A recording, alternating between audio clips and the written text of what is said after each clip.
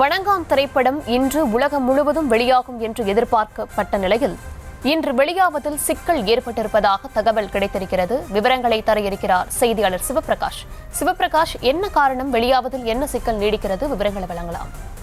வணக்கம்.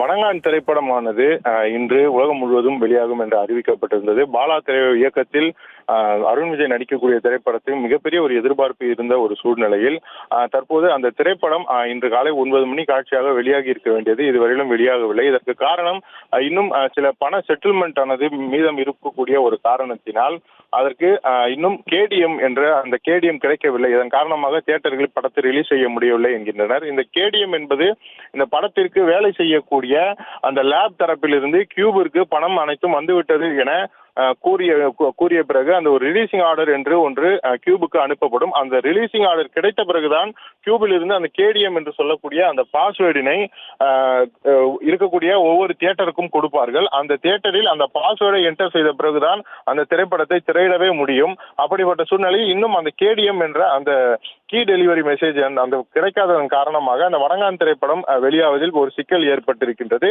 இதன் காரணமாக பல இடங்களில் இந்த வணங்கான் திரைப்படத்திற்கு டிக்கெட் எடுத்துவிட்டு மக்கள் உள்ளே காத்திருக்கக்கூடிய ஒரு சூழ்நிலையிலும் இன்னும் அந்த படம் தொடங்கவில்லை என்று கூறப்படுகிறது.